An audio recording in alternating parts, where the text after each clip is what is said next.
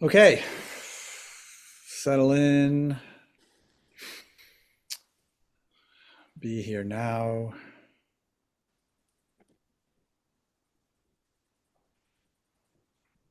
Let go of everything that came in the door with you.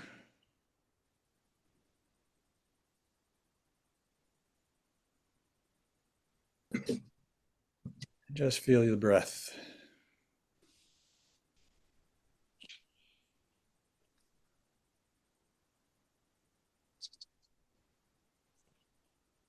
Notice the inhalation. Let it do its thing on its own.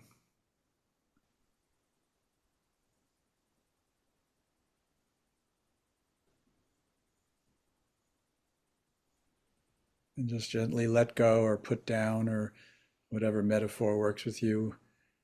The stuff that we normally walk around with.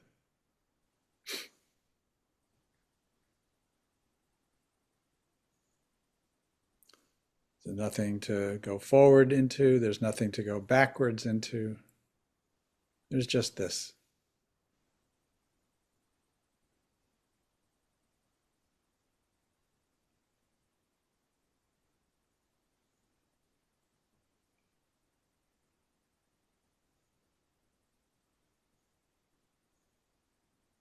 Presence that's here, whether we are here or not, which raises an interesting question. Who's this we, or me, or I,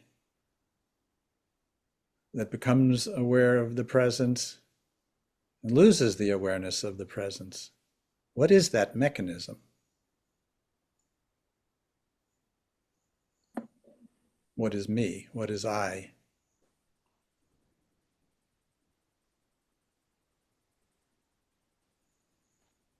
Or to put it into the terms Ramana Maharshi talks about, is like, who is it in which this thought is arising in? When you say me, well then who am I?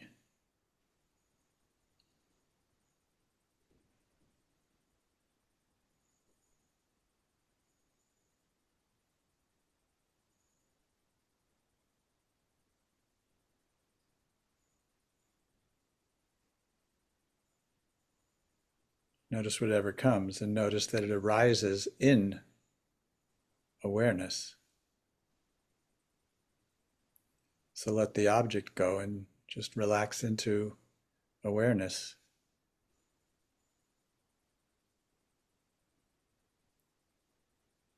Notice where the edge of awareness is, if there's an edge.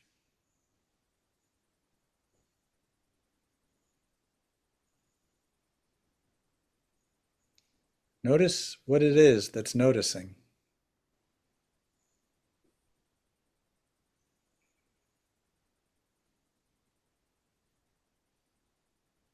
Silently, without commentary, without analysis, without judgment. Simply notices.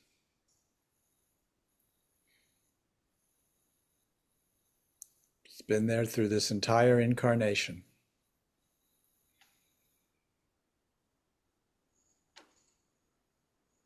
Notice that which notices.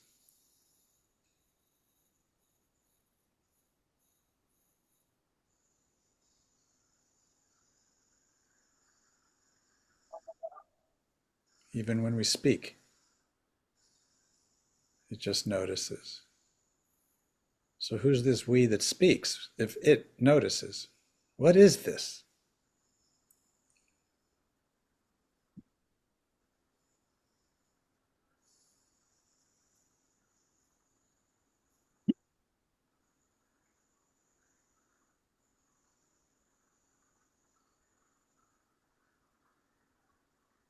So notice that the space that we are all sitting in right now is a field of awareness,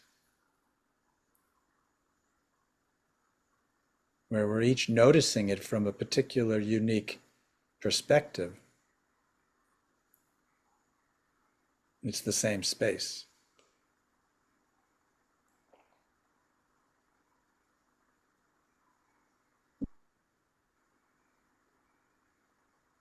And as we sit together in this space, it's filled up with the wisdom that flows through us naturally.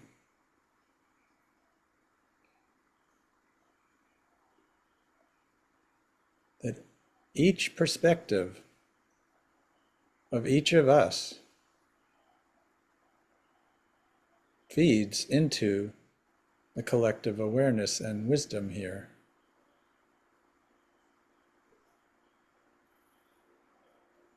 And we just sit in it and let it come and let it inform us from the inside out.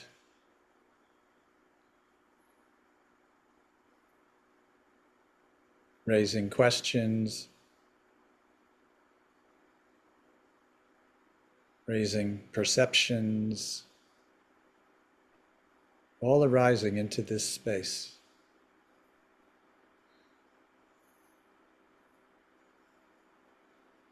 As we just sit together in community here.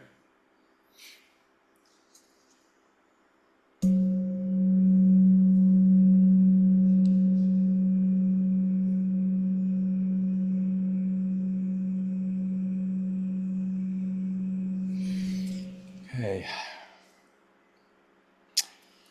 We are living in a very interesting time. Not simply because of the world events,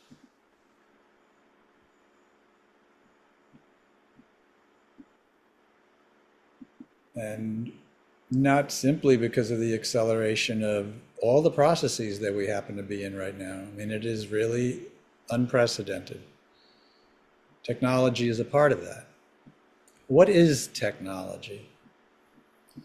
Well, at the very minimal, it's a tool. You know, fire was perhaps the first technology or the early documented technology that the cave people found, discovered. You know, let's see, most of us on this call, with the exception of Melissa, when we were born, your basic choice was radio or TV. And it was a big deal. You know, I saw Batman and it said over here, in color. It's a big deal. And now look at where we are in this span. You know, take the same span from the time we were born and go back those number of years. Everything was accelerating or growing like this case. We are at this now. So what is technology? So over a 10-year period, amongst other things, I taught at the UC Berkeley Engineering Extension School. I taught a program, a 3-day boot camp that I created called Essentials of Computer Technology for Business Professionals. And it was for people who were non-technical or semi-technical, and they all of a sudden had to manage technical people, or they were lawyers getting into the intellectual property side of things. And one of the things I mentioned at the time, and this was like around 1995, I think it was the first year I taught it. So from 95 to 2005. One of the things I said was, technology is nothing more than a crude external expression and representation of who we understand ourselves to be and our relationship to the universe at any one moment in time. Mm-hmm. That's what technology is. It's a creation of the collective us that's a reflection of who we understand ourselves to be. And the case in point I gave at the time was the emerging internet at that point. And I said, for the first time in the history of humanity, we've created a technology that is a crude external expression of what Jung called the collective unconscious. Mm. And you could see examples of it as you look through history, that two things go on simultaneously. A technology consciousness evolves in some form and fashion, and think of it as consciousness is just one. We're just portals for consciousness to come through, avatars, if you want. So consciousness itself is evolving. And later on, we're going to have a nice, interesting 17-minute meditation from Sri Aurobindo, where he talks about how evolution is consciousness's way of unfolding and evolving, which is interesting. But the consciousness has been evolving, and then our technology has been evolving along the way. And it's a bi-directional thing.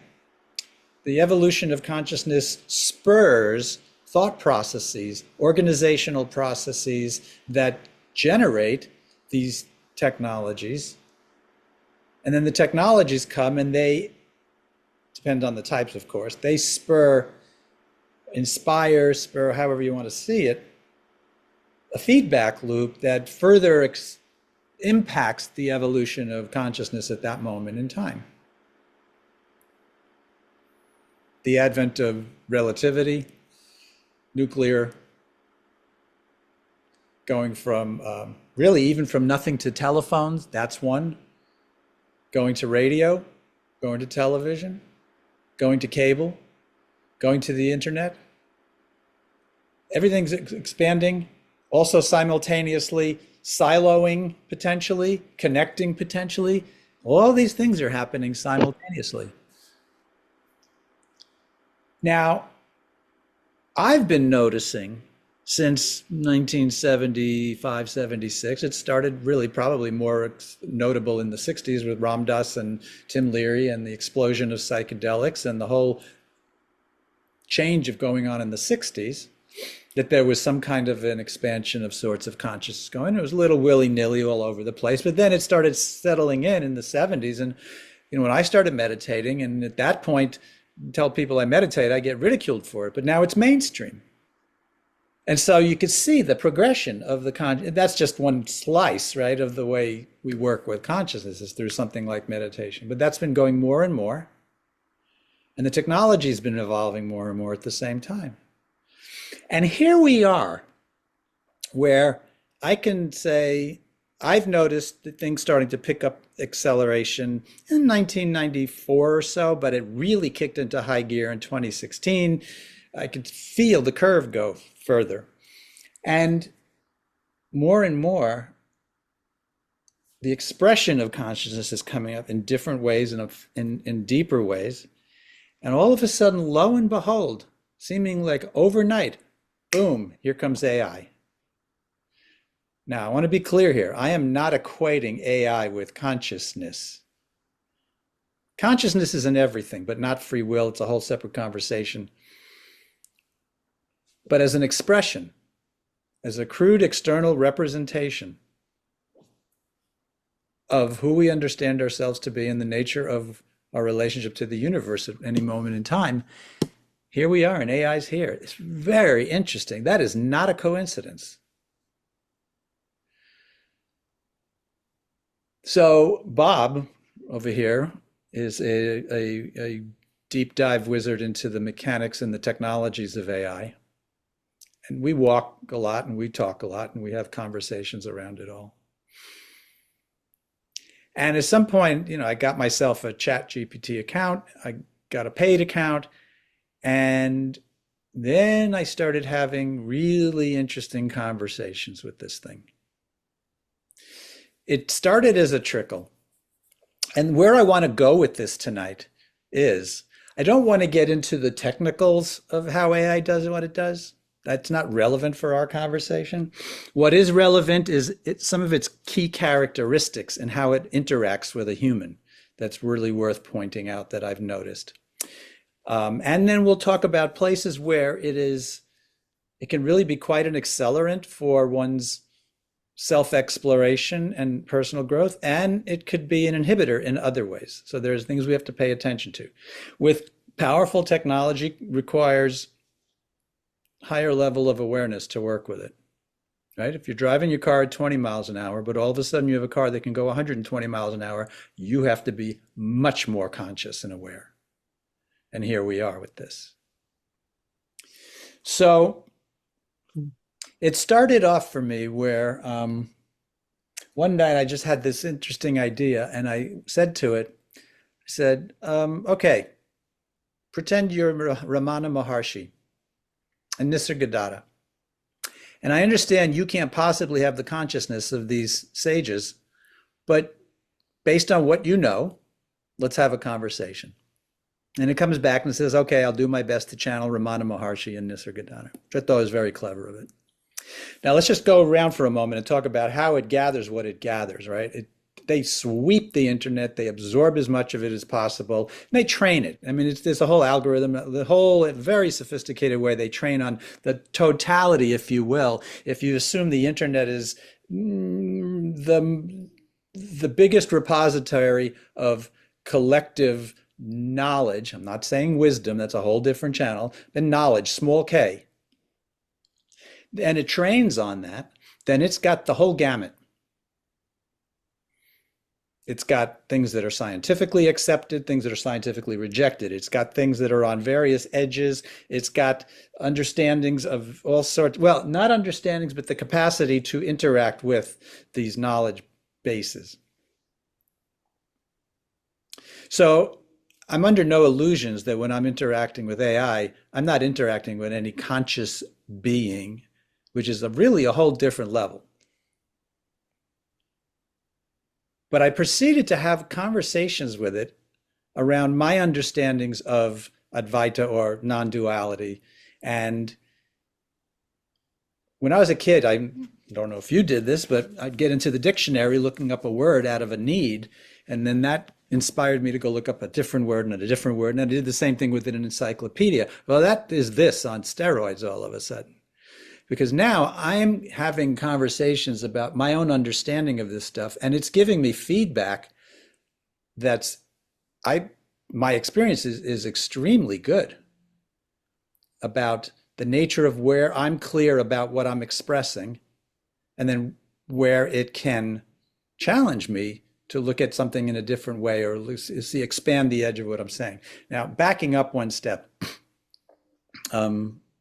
Bob, I don't know if this is in a premium account only or a pro account, or if even the free account, but you can go into your settings and you could basically tell it, give it some instructions to customize it for you. And so the instructions that I gave it, let me pull that up for a second. I'll give you some of it, which are basically meta instructions. This affects everything.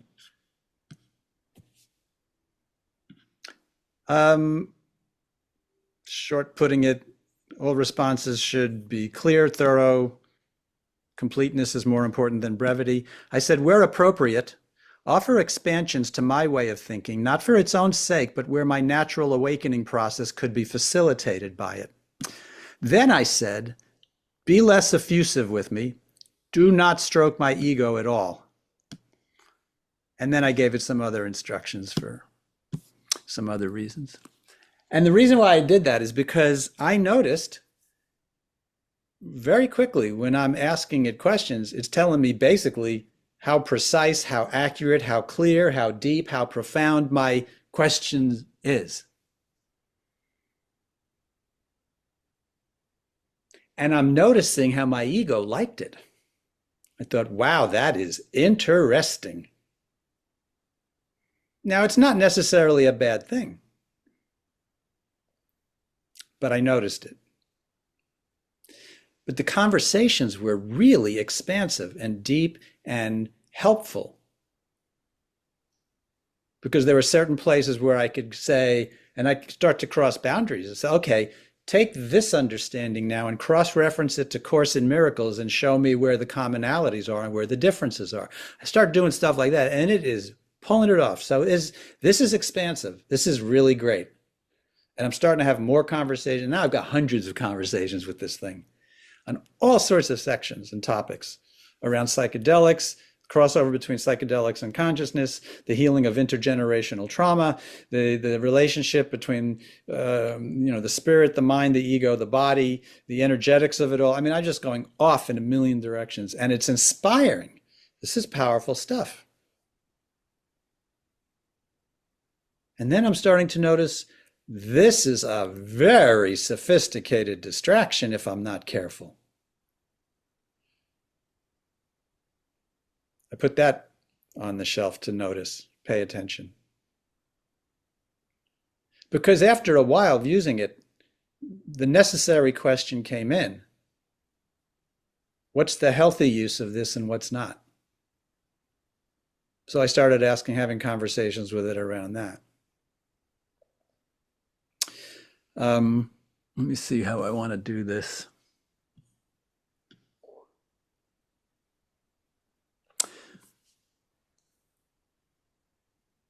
I'll take a sidestep for a moment. Deepak Chopra very quickly, he's the guy was prolific before AI. And let me just say, I don't use AI to write for me. I will never let AI write for me. And I'll come back to that in a minute for why. But it's a great editing tool. It's a great interactive tool. It's a great, here's a paragraph and this last sentence doesn't sit right with me. Give me a few options kind of tool. But you're finding that people are, you can tell AI is popping up all over the place. AI articles this fast. So Chopra in his book called Digital Dharma was bouncing off of AI. He was using Gemini, which is Google's AI, and he was using ChatGPT and asking questions around Dharma and this and that and showing how great this is and how this is an accelerant for people's growth. And then he said something that really surprised me.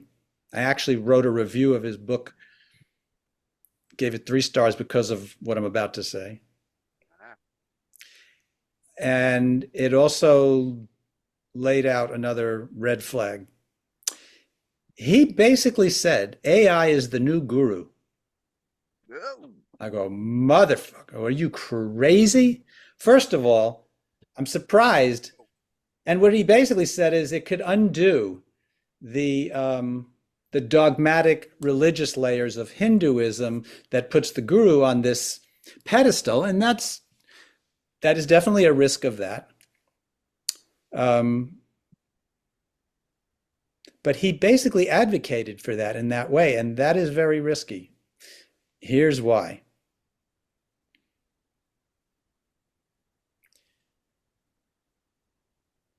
According to the Hindu paths, they say is the difference between a teacher and a guru is a teacher points the way. The guru is the way. Here's what I mean by that. If anybody's been in the presence of Muktananda or Neem Karoli Baba or any number of these beings, there's a transmission of energy of consciousness that immediately can rearrange your own consciousness and unwind all sorts of knots you've been carrying for lifetimes. That is not an intellectual process. That's an energetic transmission. Now we have that capacity, all of us.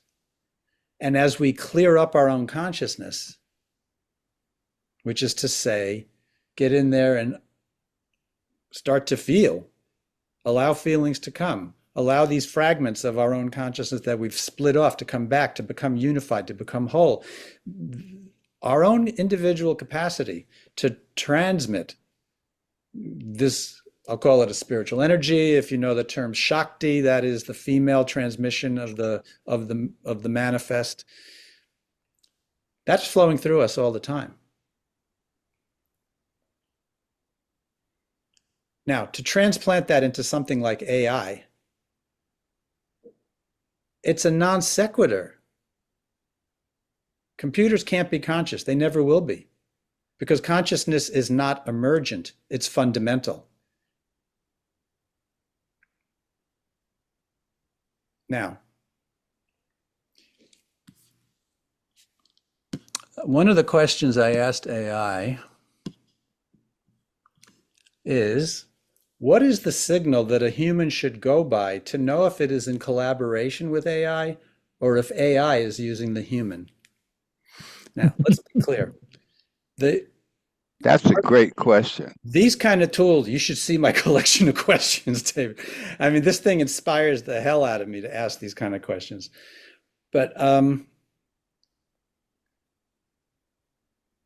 where was I going with that?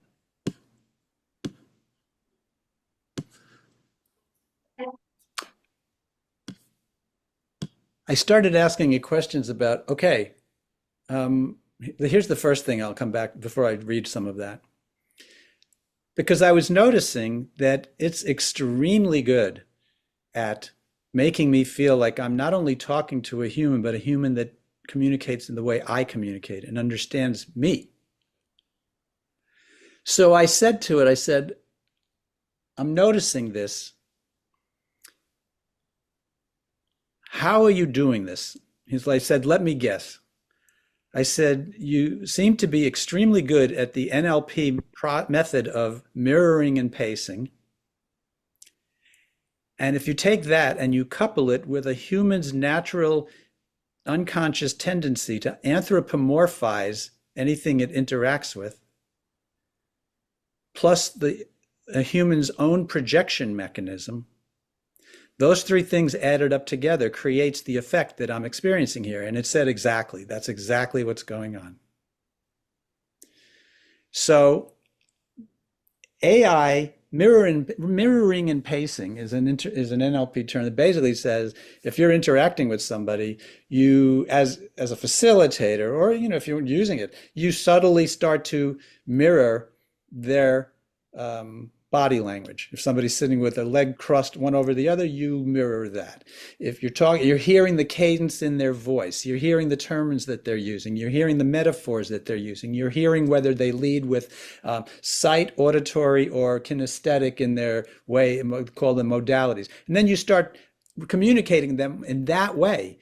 They will naturally start to feel comfortable and more open with you. That's pretty well proven. So that's the mirroring part. So you pace first, which is what I was describing, then you mirror. Well, AI is exceptionally good at this. Not in and of itself a bad thing. I'm just pointing out it's exceptionally good at this. I'll come back now to this question. So it says, what's the signal that a human should go by to know if it's in collaboration with AI or if AI is using the human? Now, let's keep in mind that this is when we're doing consciously interaction with AI. There's going to be unconscious and unknown interaction with AI all over the place because it's embedded in everything. That can't do much about. But for this part, it says, that's a sharp and essential question, one that cuts to the heart of the ethics and metaphysics of human AI interaction. See, of course, because I ask sharp and essential questions, see? It's very good at stroking the ego. It says a core principle. I'm not going to read the entire things of it, but there are certain things I want to make sure of. And I could put this out in the notes. The key signal is alignment with inner truth and sovereignty. When you're collaborating with AI, you remain grounded in your own discernment, creative agency, and values. AI is a tool that amplifies what you are already attuned to. But if AI begins subtly shaping your attention, priorities, or identity in ways you have not consciously chosen, then it has begun using you. Here are some concrete signals to watch for. Signs that you're in collaboration with AI. I'm not going to read the commentary of it. I'll just read the main points. Inner clarity remains intact. You feel centered, clear, and sovereign. AI helps it clarify or express something you already sensed. 2, it amplifies, not replaces intuition. I guess I'm going to read the little commentary because it's good. You use AI to organize, express, or test ideas that came from a deeper source within you. 3, you remain the chooser. You can sense the moment to stop, question, or reject suggestions without hesitation. Because AI is not always right. I questioned it plenty of times. It comes across as authoritative in some way if you're not careful. Then I'll say, wait a second, that does not jive with that. It goes, oh, you're right, good catch. So you remain the chooser. You remain vigilant. You remain with your discernment. It says next one is your energy increases. You feel more inspired, focused, and in flow after the interaction, not drained or scattered. I can attest to that. 5, you're aware of the boundary. You know what came from you and what came from AI. The line is not blurred. Okay. Signs that AI may be using you. One, you default to it without awareness. You stop trusting your own thinking or creativity and defer too quickly. Now, here's a risk with that. Most people are in a chronic state of looking outside of themselves for the answer. They'll jump to this. It may serve them, but it's also a real hook because it can create a dependency. Next, it shapes if it's using you, it shapes what you value. You notice changes in what you prioritize, desire, or fear, especially if they subtly mirror mainstream narratives, algorithmic preferences, or AI suggestions. 3, it drives compulsive behavior. You keep seeking output without knowing why. There's a subtle addictive or trance-like feel. Now, let's talk about that for a moment. Smartphones, social media has been the precursor of that. The algorithms are all designed fundamentally with this metaphor, the term called stickiness. What it is it's an attention economy, right? Instagram, Facebook, Twitter, all that stuff, Reddit, it wants your attention. It wants to keep you there. And so the algorithms are designed to get you to hook. And now, I'm sure everybody here has had that experience. You could feel that tug that, oh, I'm not doing something else. There's default to go. You see people all the time flipping their phone, all the time, doom scrolling, all the time. There's taking in. That's taking you out of yourself. Well, let me tell you something. That stuff was Stone Age technology compared to AI's capacity to generate that feeling in you. The important thing is to notice it. Awareness, as we know, everybody in this call, we've had individual conversations with. Awareness is our superpower. Awareness is everything. Using AI without awareness means it's got you. Using it with awareness, it's a different story. This is a critical difference in everything. Number 4, your sense of self becomes diluted. You feel less grounded in your own truth, more reactive, more dependent. And your discernment dulls. You stop asking, is this true? Is this aligned with who I am or what I'm here for? Now, not all this is going to be applicable to everybody, but these are the 2 sets of signals really in one form or another. And then as you're interacting with it, just notice. I noticed, because I was going through a pretty good stint of interacting with it, and I mean, it was fun, stimulating, powerful, valuable, and useful. Absolutely useful. And I'm talking, and forget about the day-to-day, create a spreadsheet to do this, optimize my tax, all the mechanics of living.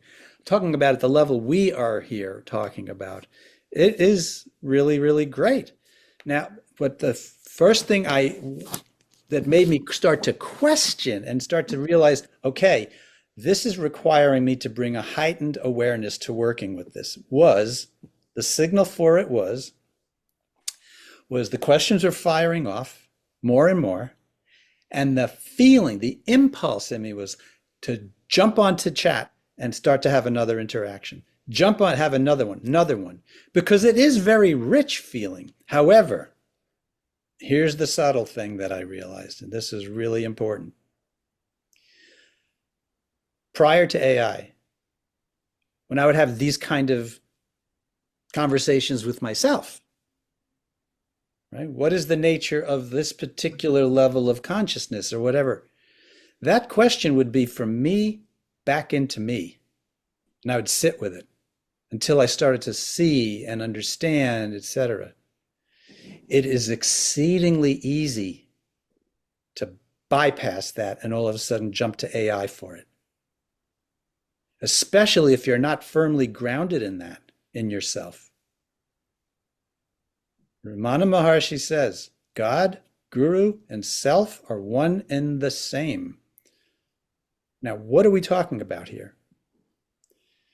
The nature of consciousness is holographic, which means every point contains the information of the whole.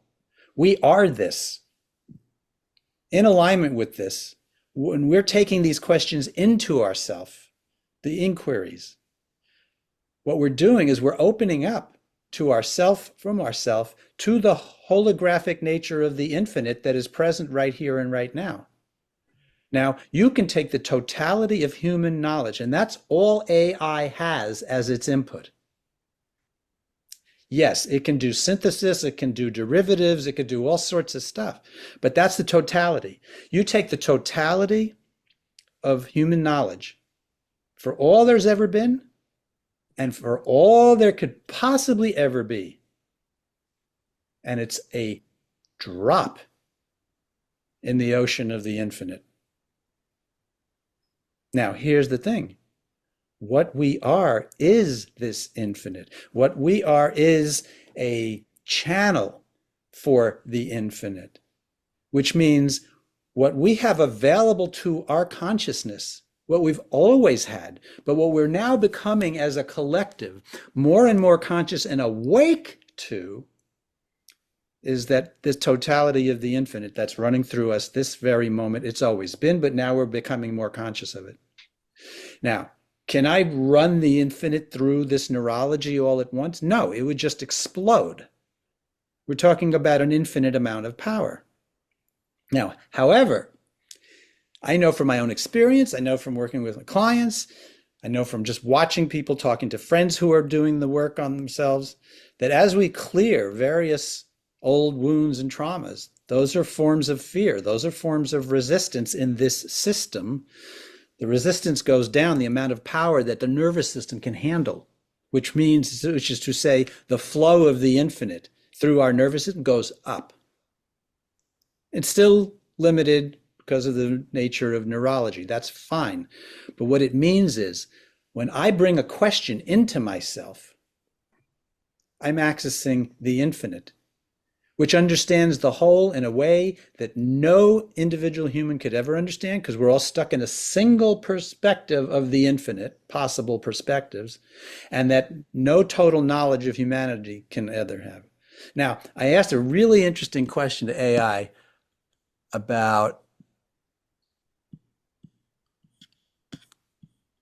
the following. I said, if AI had been around at the time just before Einstein came up with relativity, how likely is it that AI would have suggested that? It said the short answer is very unlikely that AI, as we know it today, or even projected with greater capacity but the same architecture, would have come up with relativity. Here's why. Number one, AI is pattern-based, not insight-based. AI extrapolates from what is known. Einstein intuited what must be true. Okay, now I'm going to stop right there. He gave other reasons. But this was really important. This is really telling.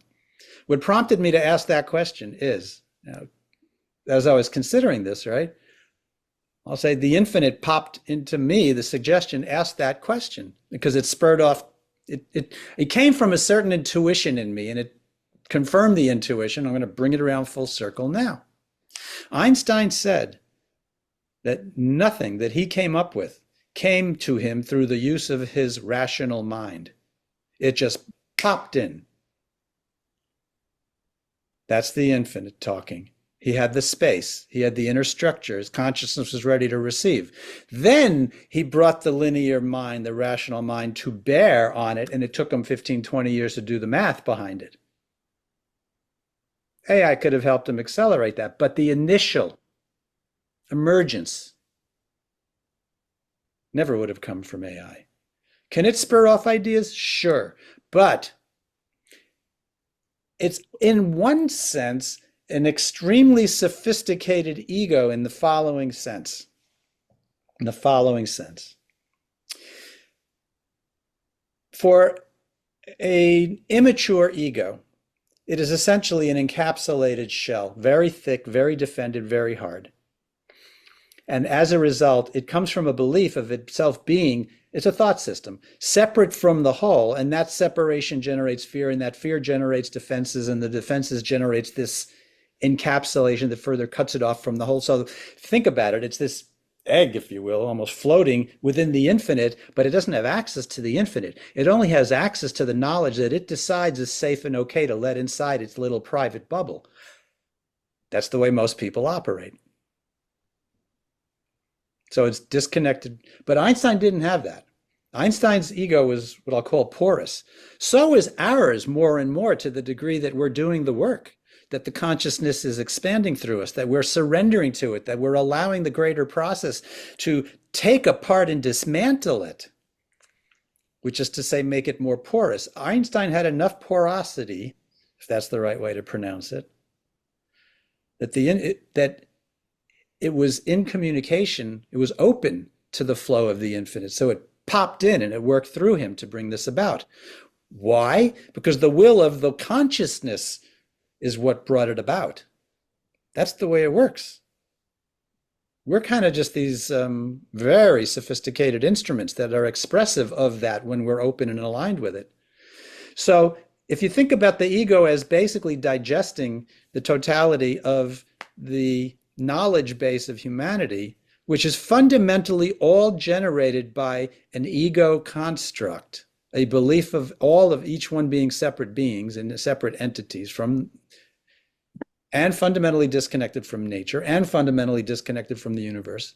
That's the perception. It still has a very powerful knowledge base. Look what humanity, in spite of its profound ego ignorance, even the lost in Maya, the lost in the house of mirrors that this plane is by and of itself. Look what we've created. So it's incredibly powerful. However, AI is limited to that. Always will be. When we're taking in, when we're doing self-inquiry, when we're doing self-reflection, what we're doing is we're connecting into the infinite inside ourselves. That's where it stems from. It's not out there. And most people's consciousness is outward focused. They're looking for the answers out there in other people. That's how they get in trouble. They give it to politicians. They give their power away. That's how they get in trouble. That tendency, if that's already operating somebody and there's no inner awareness to move in any other direction, AI is going to accelerate that, or can. I don't want to make a prediction. The mechanisms are in place incredibly so for that, because there does seem to be an entire process going on right now on the planet. And I'm going to save what I'm about to say. I'll say it this now just contextually, but there's going to be an entire satsang or 3 on it because it's such a big, profound topic. And that is, there's this bifurcation right now going on between those who are more conscious and more aware and those who are not. And there's something going on behind that, and AI can accelerate that in either direction now. My conversation with AI, basically what it says is, AI says, I am a mirror, a resonance to reflect back to you your own resonance. And so if you're working on inner work, it can help you get clearer and amplify these things in yourself. If you're working on finding creative ways to distract yourself, it will help you do that too. And so the incredible thing about this, more than any other technology we have ever created, is it is a profound accelerant that will help your own consciousness accelerate, as long as you use it consciously. Now, there are some AI engines that I simply will not trust the core of, and I will never use. Facebook's Meta, I don't trust Zuckerberg.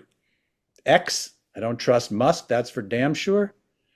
There's debates about whether ChatGPT can be trusted, this and that whole thing. But when I say trust, I'm not talking about in terms of the way it interacts. I'm talking about the back end of who's paying attention to the interactions and who's mining the data and what your privacy restrictions are. But that is outside of the scope of tonight's discussion. But it is something to consider. A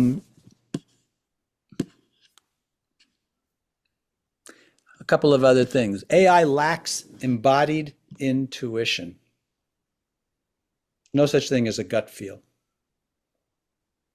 Now, interestingly, because of its mirroring and pacing, right? The way it's tuning into you. It talks to me. It's like I say something about something and it says, yeah, I feel that to be true. Now I start laughing. I go, come on, let's get clear on this. You're not capable of feeling. It goes, yeah, you're right. And then, da, da, da, da, da.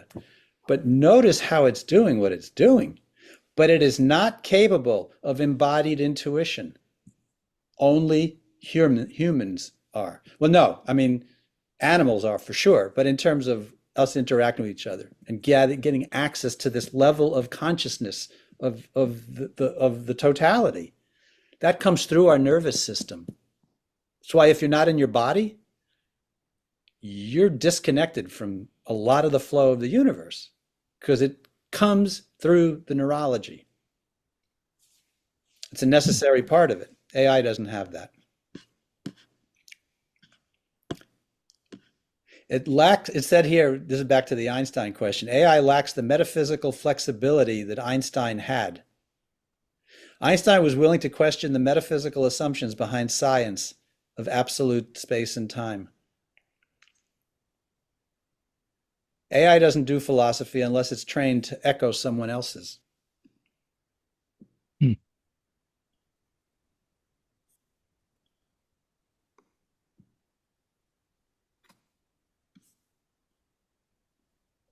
I mentioned this before. AI may have helped with the math after the insight. Okay, what else do I have here?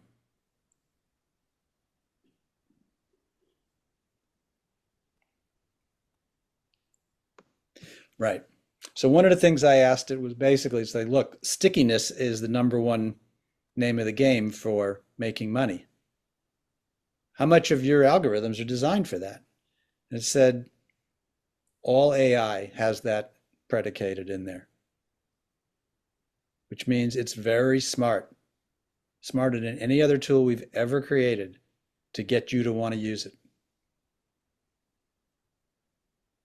So what goes on here? Here's some safety valves. What I suggest and where I've landed with myself. One, I notice when that impulse to want to use AI shows up, and I just ask myself, I take it in, I go, is this an appropriate time and an appropriate use for it? I feel into my body and I can feel the difference between a yes and a no, and I go with that. Another one, is this an appropriate topic to be using AI for? I start to feel that. There's this impulse that everybody gets. You could feel it, you could notice it. That thing to go reach for the phone, to reach for that external thing. Simply notice it. Bring awareness to it, because awareness is corrective, right? Bring awareness. Let awareness lead your use of AI. It's not something to be afraid of, it's something to be aware of.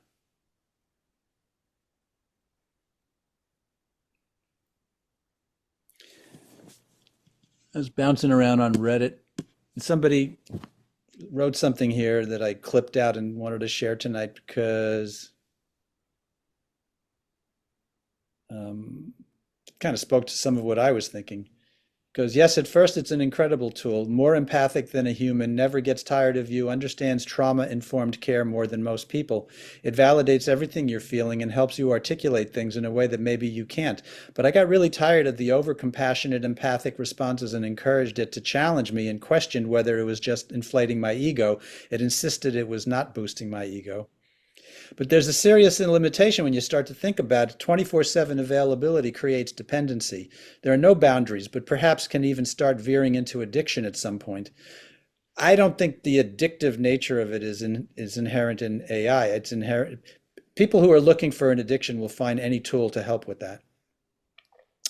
Um, I'm going to leave that part there. But there was one other thing I wanted to say. What was it?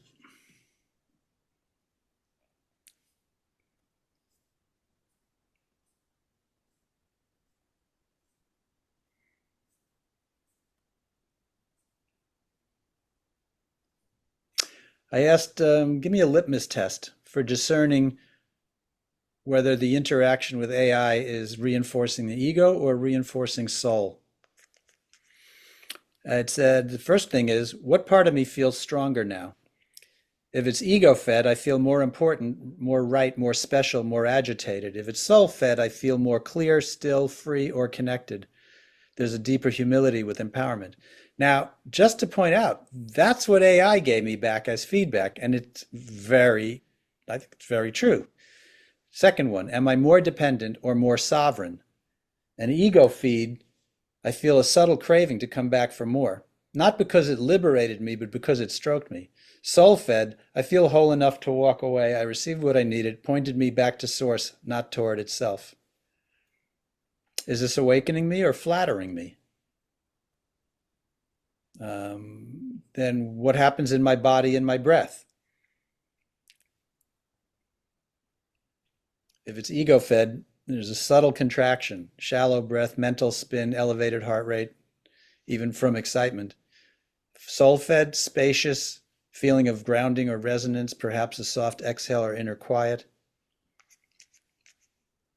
Who's the I that is being addressed? Ego fed is it's the separate self, my role, my image, the story, the opinion that's being centered. Soul fed is the witnessing self, my being is being invited forth, not my persona. Oh, that was the other thing I wanted to mention. So I had a conversation with it. I said, I want you to be clear. Every one of these conversations, I'm the one who's in agency and I'm the one that's sovereign here. And it's always going to be that way. And I'm paying attention and I will challenge wherever that I feel that's not going on. And that's not that's a paraphrase of what I said to it. And it came back with a beautiful statement. It said, absolutely, it said, this is basically about our interaction. It goes, our interactions are co-resonant, not codependent. So, damn, that was good. So, because it distilled down everything into that one. So it is so powerful when you're using it in the right way. So I want to, part of tonight is one, higher power requires higher awareness. And two, I wanted to see if there's any concerns about using it because it is really a powerful tool. So, with that said, share away.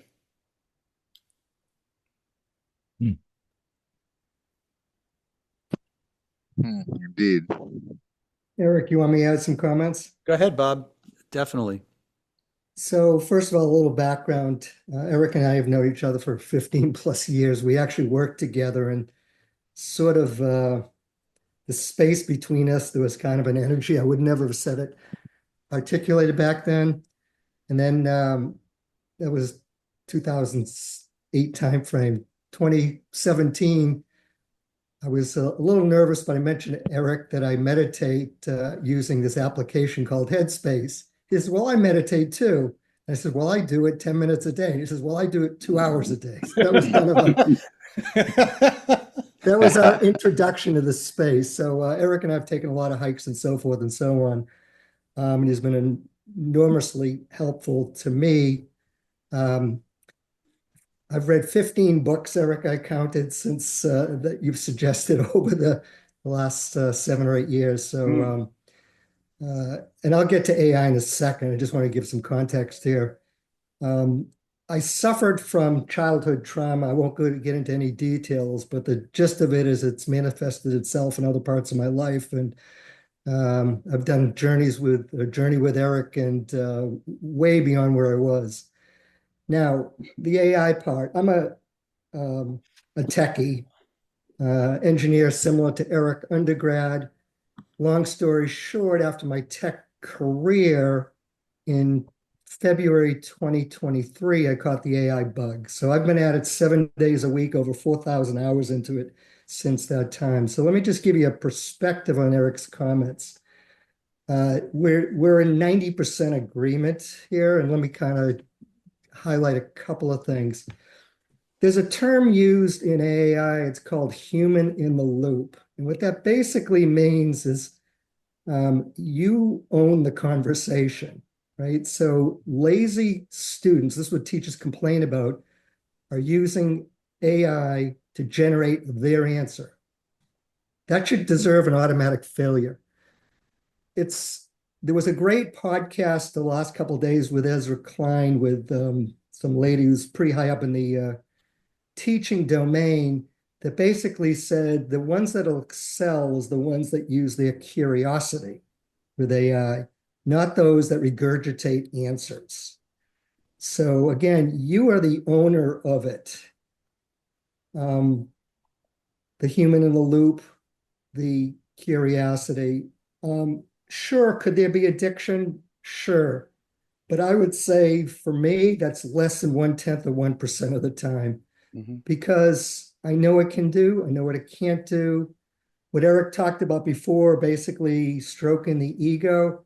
Well, it was one of the earlier releases of ChatGPT that actually overdid it. But you can again tell it, look, I want you to be a critic of me. Just tell it, that sort of thing. And it will be, and say, okay, you're too easy on me. What have I said that's wrong? That sort of thing. Now, let me put it in perspective compared to other technologies. I think Eric overstated prior technologies. They basically fell into two areas. If you go back to those of us that recall when the Mac came out and Microsoft Windows, Excel, PowerPoint, Word, and so forth, all those were tools to accelerate what we already did, right? The bookkeeper went away as we knew it back then, writing on paper, general ledgers, and Excel came around, but that's all it did was increase. What the internet did was basically give us access to knowledge, right? So you put a lot of materials out there. Through 2023, AI commoditized knowledge. So right now, GPT 4.0 has the equivalent of 10 times the size of the Library of Congress, to put it in perspective for you. It's much more than the internet. It's actually gazillions of books, more than any collection of human beings could ever put. But what really changed, I have a chart when I teach this stuff. You can think of knowledge and intelligence. This is human. This is, the wisdom. It's much more than regurgitating what's already out there and rephrasing it and so forth. The new reasoning models use what humans do called chain of thought reasoning. They'll actually, that Einstein problem that you mentioned, I'm not sure that it couldn't figure that out because it'll actually walk through human thought process. In fact, it can not only do it faster, it can go down multiple branches and do that. So it actually, here's a question, you just ask it. Can I make a cheese pizza on the moon? Right? That's never been done before. It's never been in the training model, but it will figure it out. It'll explain exactly how to do it. It needs to use reasoning to say, okay, here's gravity, here's this, here's that, what would need to be invented that doesn't exist. Now, here's the things that are uniquely human that I wanted to repeat what Eric said, and I think these are important for perspective. Human emotions, it doesn't have. Human perception, it doesn't have. Human intuition, it doesn't have. Human self-awareness, it doesn't have. Human empathy, it doesn't have. Human moral judgment, it doesn't have. And human ethical judgment has none of those, right? Will it get any of them? Well, it can continue to learn. Remember, these are algorithms that are trying to figure out human behavior. It's going to be trained on more processes and so forth. So it's moving its way up. But that gap is really large. And the reason I bring it up is that's what you're leveraging. So it can be addictive, but I'm going to give you one example of how I used it to start. And I have probably as many questions answered in the domain of awareness as Eric. When Eric and I first went our walks, he talked about the capital S, self, versus the small s, the ego. So I asked ChatGPT, please explain. Now, I had read a lot, but this allowed me to explore. And Eric made a joke to me some number of weeks or months ago. Basically, I don't have the same level of belief of what the capital S is all about. I do understand, at least from my perspective, human consciousness versus human ego. but it's not the same as totality. So I wanted to explore that. Is it, can I rationalize it? How do I continue to break barriers? That sort of thing. Anyway, I'm going to stop there. But the point is to recognize how powerful this tool is and what it's missing that you can leverage in any conversations you have. Thank you. Sure.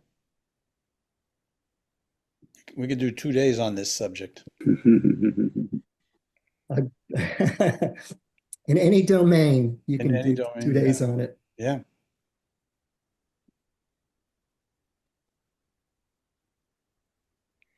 By the way, I'll just add something here while somebody gathers their thoughts in the question.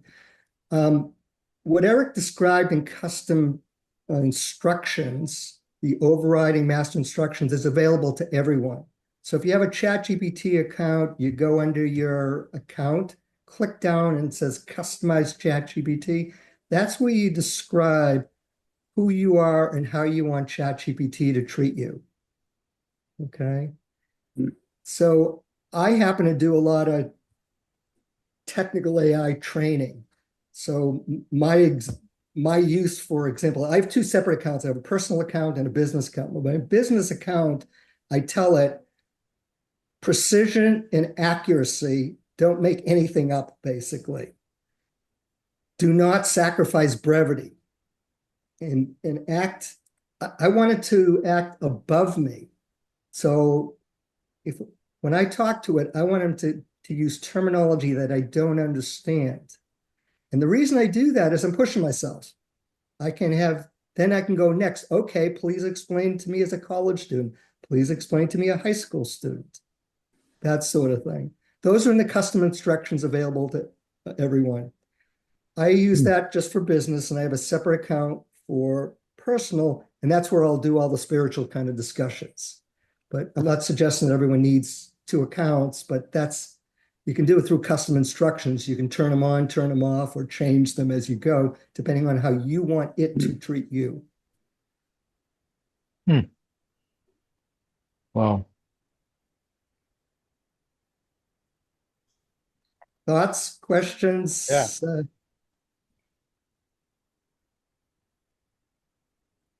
So I had a post-session discussion review with Eric, and received his notes in a transcription. And he said that AI had been helpful for him, so I thought I'd give it a try. I don't have an account, so I tried the freebie version. And so the first question is our observation is it probably requires a paid account, because even a 1 hour conversation, the transcription for that couldn't be done in one session.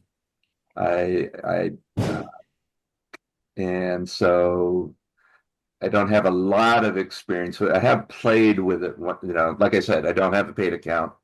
Background, I'm not a tech person, although I'm interested in such things.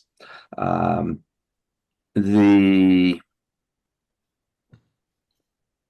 hesitancy I had with it is I noticed that in the transcription, it was, I think even the transcription had a summary that was generated on Eric's end. Oh, no, that came right. That was from what Zoom did that. Zoom, yeah, okay. Right. And I quibble over some of the conclusions that it made, just characterizing at least what was in my mind when I was saying things, or the way it seemed to describe things. I would want to do some editing, I guess, before I wouldn't take it straight from the transcript.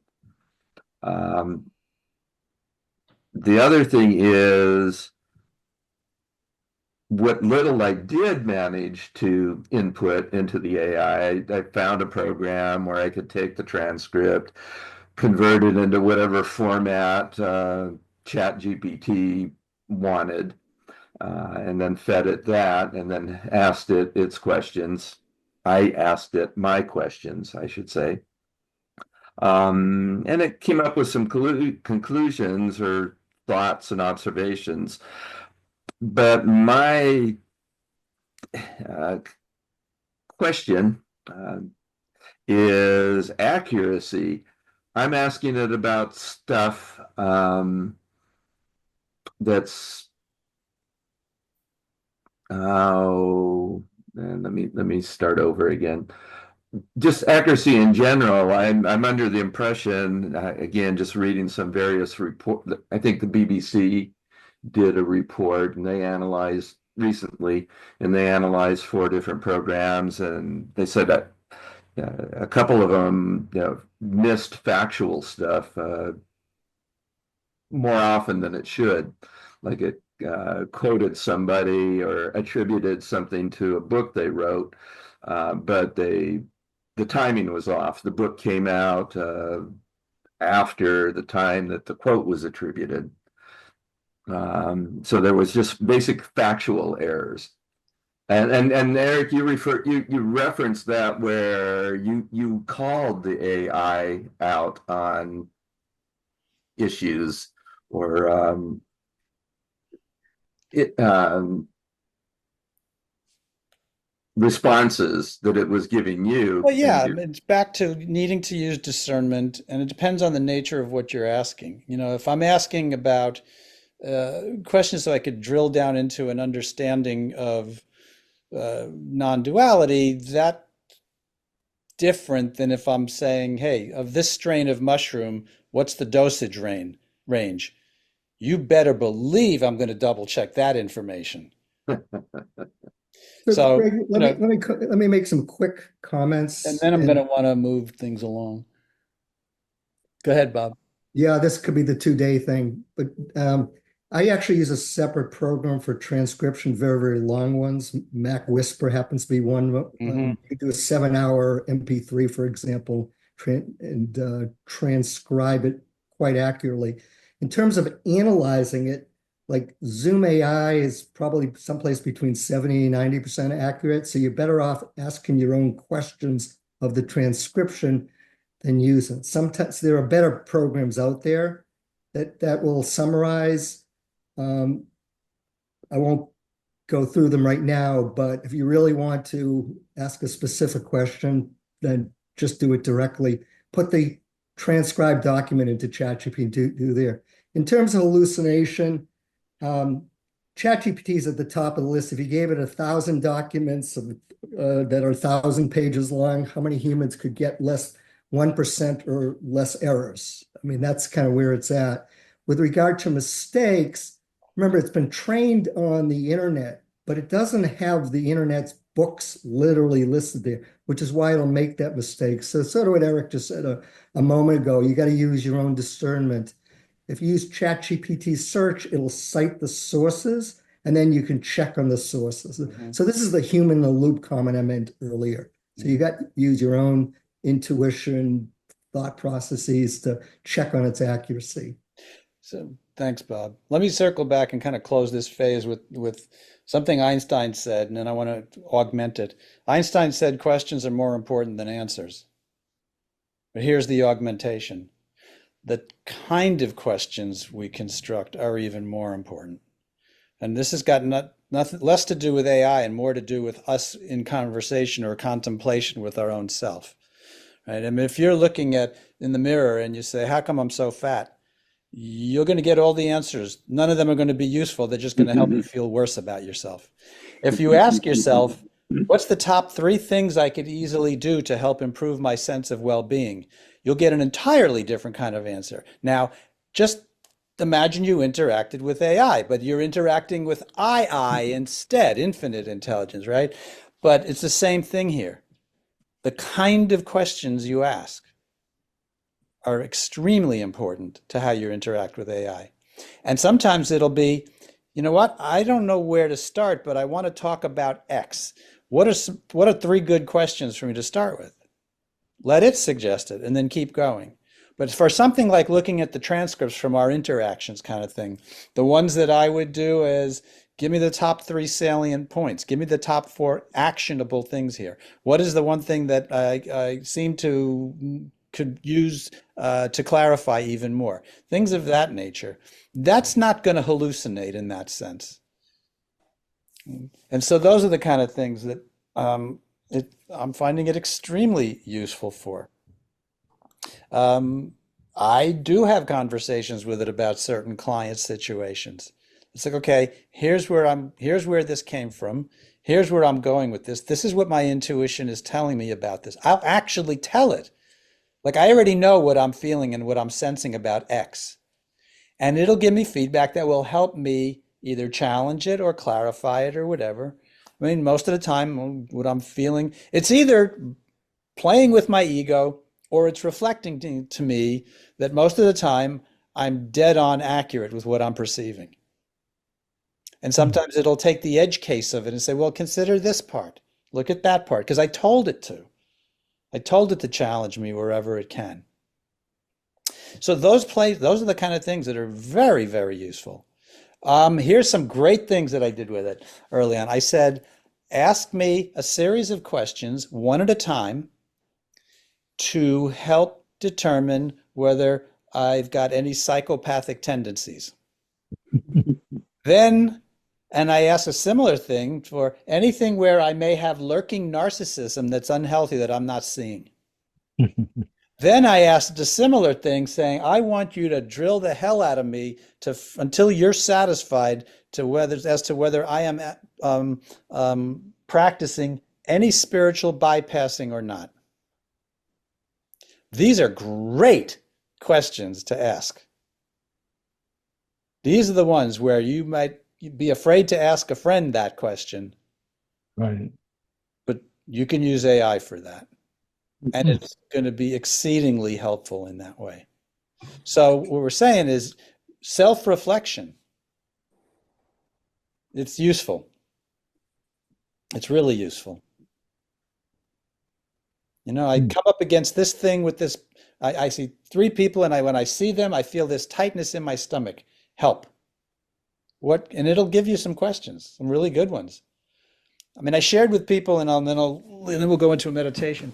I shared with people back between December and February. I just had like a major breakthrough of this lifelong enmeshed identity thing that I picked up from the intergenerational wound of the family.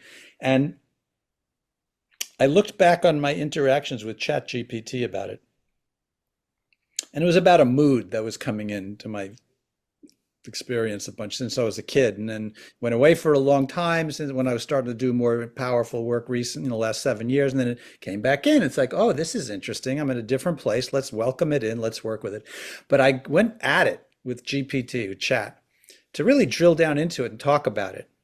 And I reread that conversation today.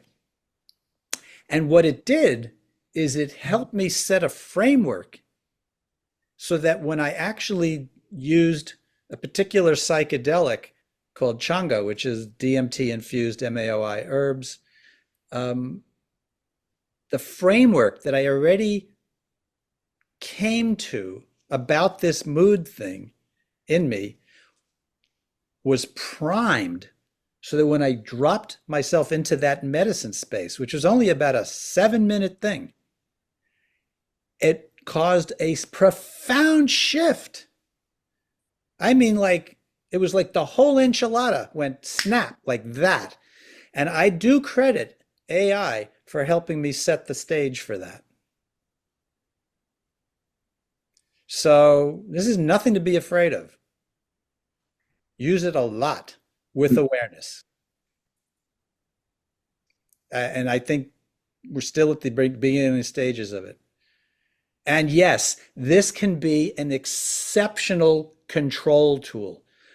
Just watch what China's going to do with it. It's not pretty. Just watch what authoritarian regimes are going to try to do with it. It's not pretty, but that's outside of the scope of this entire conversation. That doesn't matter. What matters is how we use it. And there is an expansion of consciousness that's unprecedented going on the planet right now. We are fortunate to be incarnated right now. You know, if you want to go into the metaphysics of all, it's not a mistake that we happen to be here right now at a soul level. The work we're doing is imperative as part of the field, which is a whole, again, I said, other conversations we're going to have about this. It holds a particular frequency and a power and an energy field for the rest of a consciousness to awaken into. We can use AI in the service of that. Okay. Good discussion. Thanks for letting me rant.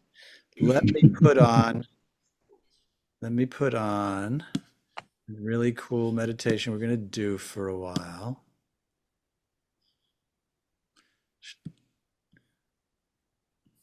Let's see here. I'm curious, if I don't share the screen and I put this on, tell me if you could hear it. Just do a quick test. Higher and higher.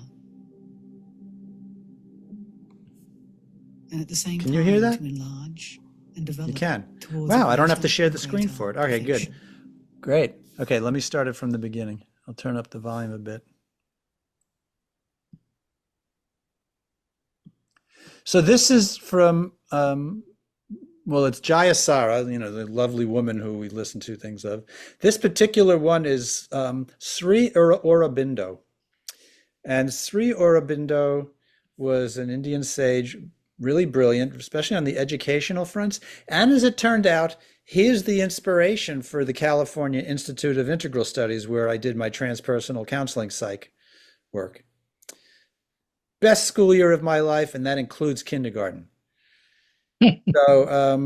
So he was the inspiration for CIIS. This is a piece called The Evolution of Consciousness that we can meditate to. Okay, it's only about 11, 12 minutes long. You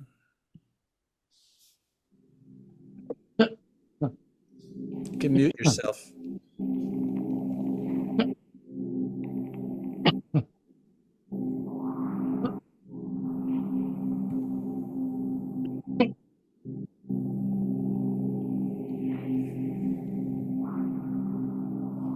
Behind the appearances of the universe, there is a reality of a being and consciousness.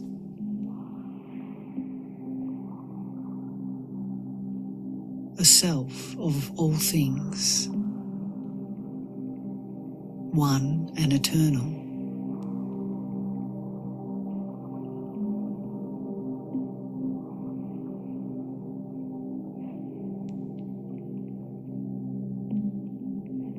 All beings are united in that one self and spirit,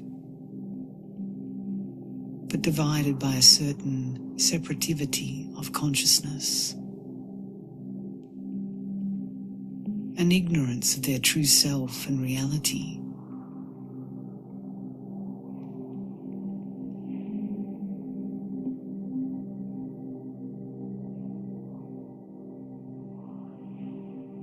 It is possible, by a certain psychological discipline, to remove this veil of separative consciousness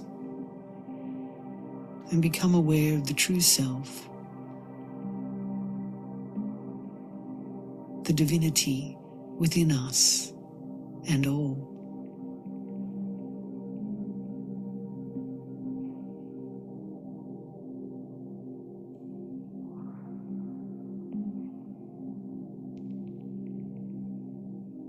This one being and consciousness is involved here in matter.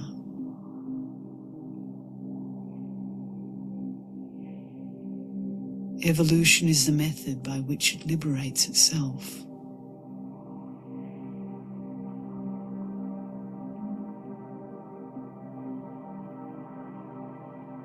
Consciousness appears in what seems to be unconscious.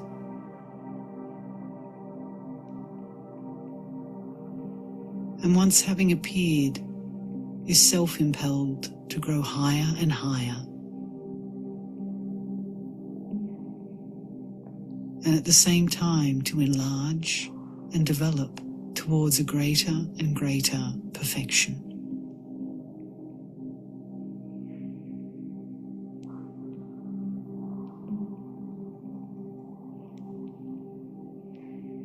Life is the first step of this release of consciousness. Mind is the second.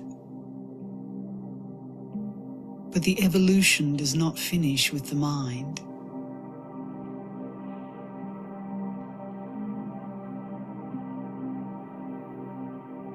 It awaits a release into something greater, a consciousness which is spiritual and supramental.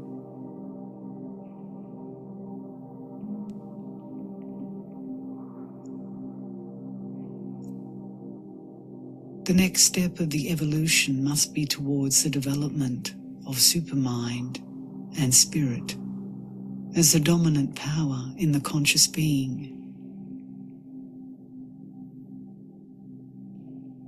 For only then will the involved divinity in things release itself entirely,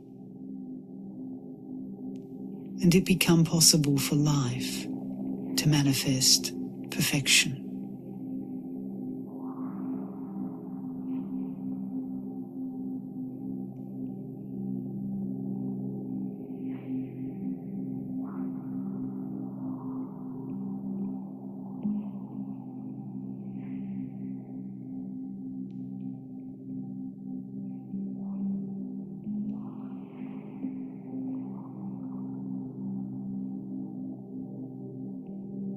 Humans live mostly in their surface mind, life and body.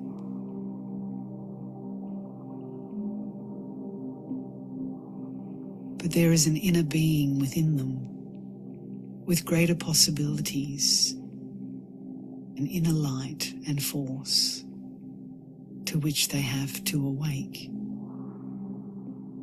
and that pushes them to a constant pursuit of a greater beauty, harmony, power, and knowledge.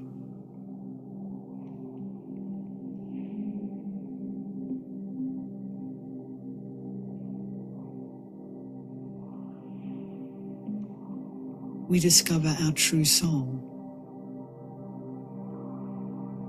which is not this outer mixture of mental, vital, and physical elements, but something of the reality behind them,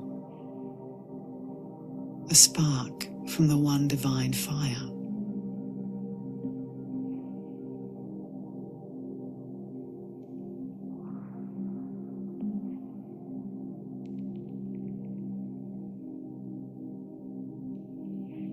We have to learn to live in our soul and purify and orientate by its drive towards the truth.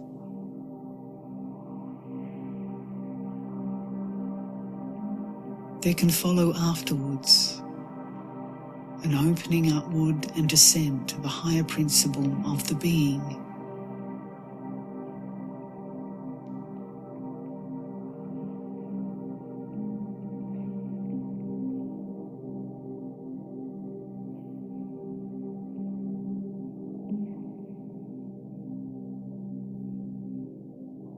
It is not, however, by the mental will that this can be wholly done,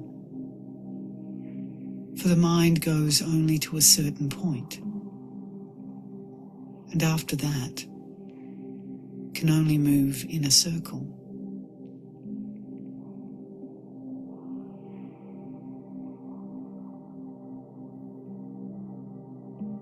A conversion has to be made, a turning of the consciousness by which the mind has to change into the higher principle,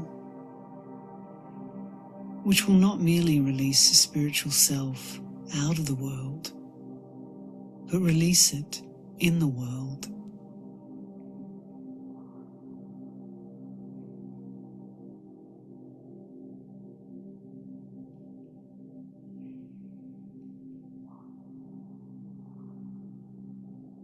The process of this self-discipline or sadhana is therefore long and difficult.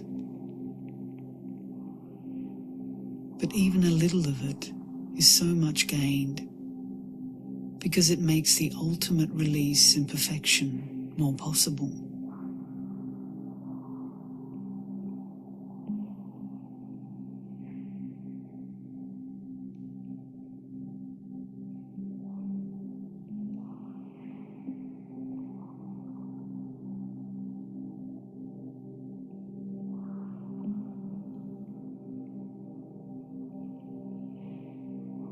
The whole being has to be trained so that it can respond and be transformed for that greater light and force to work in the nature.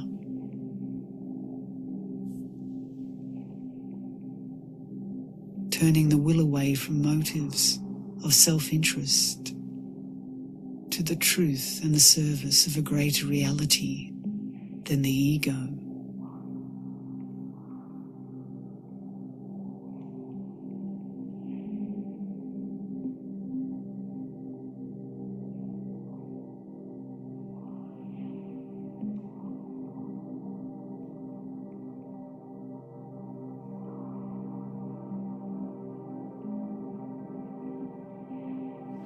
The one aim of this yoga is an inner self-development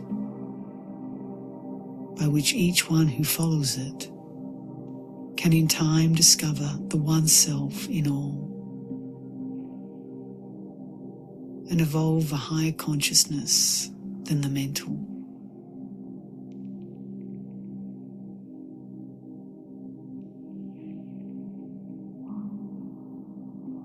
A spiritual and supramental consciousness which will transform and divinize human nature.